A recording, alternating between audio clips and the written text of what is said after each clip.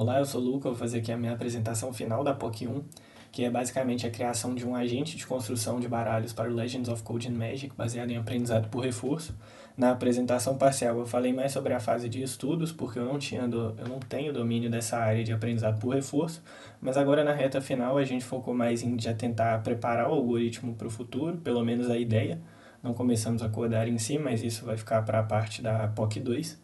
Então aqui eu vou apresentar o jogo, que é onde será resolvido o problema, né, onde nós temos o problema em si, e as abordagens que eu tive sobre ele, junto com o meu orientador e co-orientador. O jogo. O Legends of Code and Magic é um CCG, que é um jogo de carta colecionável, como Hearthstone, o Magic, o próprio Pokémon, Yu-Gi-Oh!, enfim, que são basicamente esses joguinhos de carta que tem monstros, itens, magias. E a ideia é você ter várias cartas, você montar um baralho, duelar outra pessoa, ou dependendo do modo de jogo, pode ser mais de uma pessoa. O Legends of Code and Magic, em específico, ele é um CCG mais simples, justamente feito para utilizar nessas tarefas de IA. O foco dele é exatamente ser jogado por IA, utilizarem algumas convenções justamente para fomentar essa área e também para fazer os testes nela, porque acaba que os jogos que já existem já são muito complexos, tem muitas cartas, muitas variedades de poder, etc.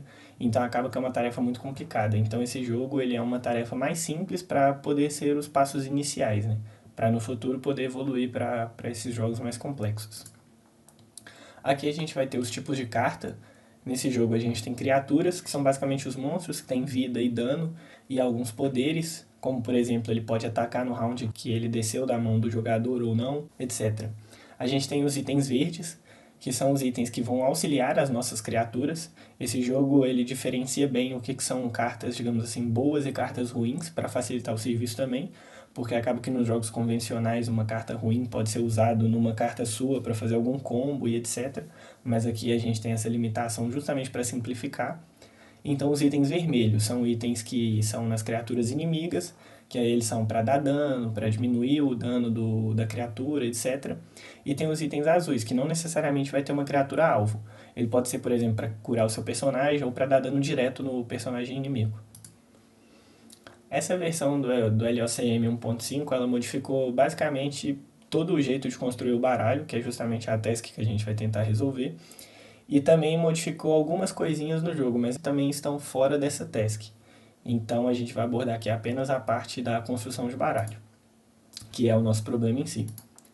Nas versões anteriores, a montagem era feita no estilo draft, que tem em muitos jogos, como por exemplo no Hearthstone, no modo Arena. Entre todas as cartas do jogo, cada rodada vai aparecer 3 delas aleatoriamente e você escolhe uma delas até completar o seu deck. Então, por exemplo, aqui é um print do jogo, né, de uma interface gráfica dele. Então aqui, por exemplo, tem essas 3 cartas e aí você escolhe uma delas. E aí ela vai para o seu baralho. E aí você vai para o segundo round do draft, você escolhe outra carta e ela vai para o seu baralho. Essas 3 cartas em si, se você for jogar outra partida depois, não necessariamente vão ser as mesmas, podem aparecer outras. É aleatório quais cartas vão aparecer. Então você vai ter todas as cartas, né? As cartas já existem. Existem, por exemplo, essas cartas aqui anteriores, elas já existem. Essa carta nunca vai mudar, digamos assim, ela pode aparecer ou não, mas ela sempre vai estar no jogo. E aí você vai montar o seu baralho, que seria um subconjunto dessas aqui. A modificação que tem para 1.5 é que não existem cartas mais pré-definidas. Então, cada jogo, as cartas vão ser diferentes. O que existe é um modo procedural de gerar essas cartas. Então, vão ser geradas 120 cartas aleatórias, seguindo regras, obviamente. E então, dessas 120, a gente vai montar o nosso baralho. E não necessariamente mais por rodada. Você pode escolher as 30 que você quer de uma vez. Aqui, por exemplo, a gente tem uma partida. Aqui tem as 120 cartas, né? São 40 em cada uma delas. E você pode pegar até 2 cópias de cada, até ter as suas 30 cartas. Então, por exemplo, aqui o agente vermelho, ele pegou 2 de cada dessas primeiras, então nas 15 primeiras ele pegou 2, deu as 30 dele. O agente azul, ele já escolheu uma aqui, uma dessa, outra dessa, e enfim, e montou também as suas 30 cartas. A abordagem que a gente teve sobre esse problema foi dividida em algumas etapas, digamos assim. A primeira coisa seria a quantidade de escolhas. Porque basicamente a gente tem que escolher 30 cartas. Mas se uma carta é boa o suficiente para estar no deck, será que não é boa o suficiente para ter duas dela no deck? Já que ela está entre as 15 melhores, por que não colocar duas dela de uma vez? Então a gente pode ou escolher as 15 melhores e com certeza pegar a cópia, ou a gente pode escolher as 30, que aí o agente ele pode ou não pegar uma cópia no meio desse caminho, se ele achar que a carta é boa o suficiente para pegar outra. Aí a gente pode definir algumas regras na escolha, que seria limitar o agente, porém essa limitação pode fazer com que ele aprenda melhor o que ele está focado em aprender. Então, por exemplo, a gente pode criar regras do tipo de carta, a gente pode definir quais cartas ele pode pegar, como por exemplo 6 itens verdes, 6 itens azuis, 6 itens vermelhos e 18 criaturas. Isso limitaria um pouco o modelo, mas como eu falei, ele iria se especializar nisso, podendo ter resultados melhores. E aí ficaria tarefa nossa manual, como o hiperparâmetro, definir quais valores ali são os melhores. A gente pode definir também pelo custo de mana, que cada carta tem o seu custo, então a gente pode falar que quer, por exemplo, 4 cartas custo 1, 6 cartas custo 2, 10 custo 5 e 10 custo 9, então ele preencheria essas lacunas. A gente pode fazer a abordagem híbrida, que teria os dois. Eu quero tanto a regra do tipo de carta, quanto a regra do custo de mana, e a gente pode deixar livre, para ele pegar o que ele quiser. Se ele quiser pegar tudo de criatura custo 9, beleza. Aí ele que define, o agente no caso. E também a gente tem algumas características que a gente pode acrescentar no treinamento. Nas features básicas do treinamento, a gente tem os atributos da carta, que são tanto dano quanto a vida e esses outros poderes das cartas.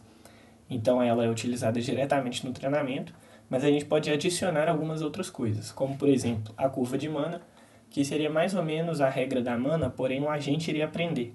Então você coloca, por exemplo, que o custo de mana médio do seu deck está 5.5, porque ele já escolheu 10 cartas que deram essa média.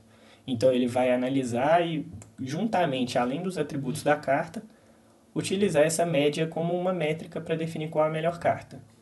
E aí também a gente pode colocar a quantidade ou a proporção dos tipos já escolhidos.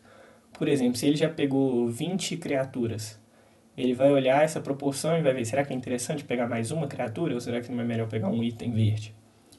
E também a gente pode colocar uma questão temporal na escolha, né? Que seria basicamente ou colocar um embedding de todas as cartas, que aí seria como se fosse um resumão de todas as cartas que ele já pegou, né? Ou então a gente pode colocar diretamente os atributos das cartas anteriores. Então, por exemplo, na segunda escolha, teria tanto todos os atributos das cartas, de cada uma delas, como também da carta que ele já escolheu na primeira, para ver se ele pega algum tipo de sinergia, que ele tente montar um conjunto de cartas boa e não necessariamente pegar as melhores cartas isoladas. Bom, então é isso. Qualquer dúvida pode me mandar um e-mail ou então me chamar também. Eu vou deixar a apresentação parcial na descrição, porque como ela é muito diferente, eu não quis ficar repetindo só o que eu vi, então acaba que a primeira parte é basicamente explicando os detalhes técnicos do aprendizado por reforço. E aqui uma abordagem mais direta sobre o problema em si.